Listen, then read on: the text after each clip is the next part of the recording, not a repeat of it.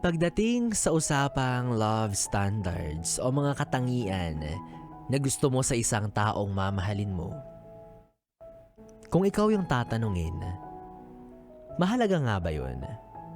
O basihan lang yun sa pag-attract ng taong gusto mong mapasayo? Pero Bibi, paalala lang din na minsan, kailangan nating i-level yung standards natin sa kung ano yung kaya rin nating i-offer. Mamaya kasi yung gusto mo, pala update.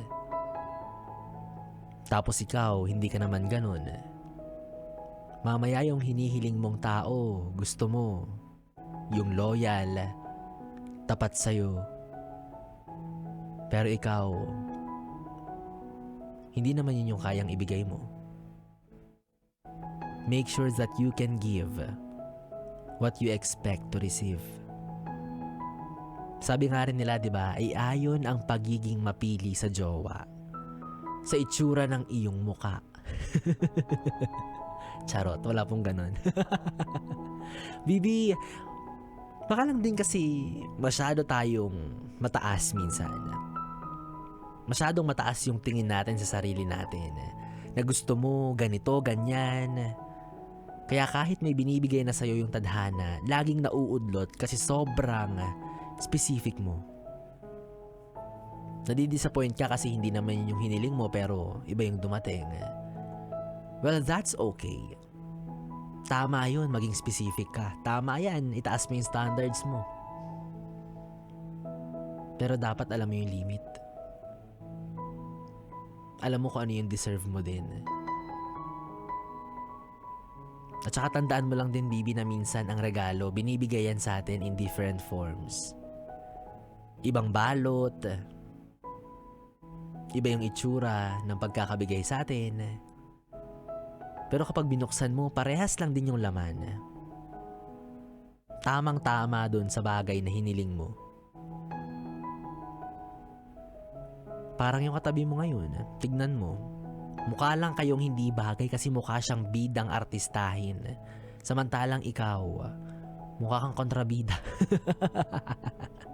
Charot.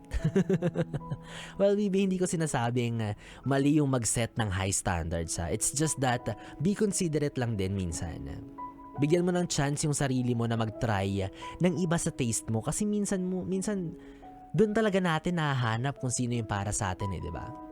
Sa sobrang ilag natin, sa sobrang takot natin sumubok, sa sobrang specific, sa sobrang gusto mo, ito lang talaga.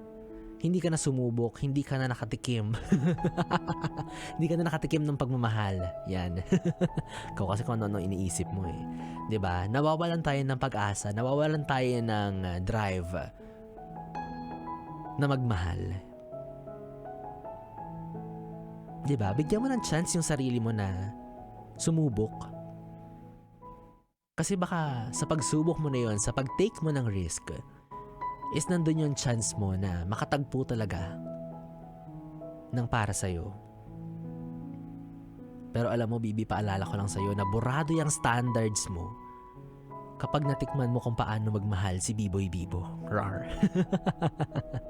Well, anyways, Bibi, kung nakaka-relate ka sa ating usapan ngayong gabi, i-share mo yan, huwag kang mahiya. Mag-send ka ng voice message sa aking Facebook Messenger, DJ Biboy Bibo, DJ B-I-B-O-Y, B-I-B-O. At maya-maya sabay-sabay natin yan pakinggan at pag-usapan para sa ating Bibi Time. Muli kapiling mo, DJ Biboy Bibo, ang DJ na single, ready to mingle. Basta, walang label. Dito pa rin sa stasyong hundahan ng mga young and fresh. Ang 101.1, yes, the best.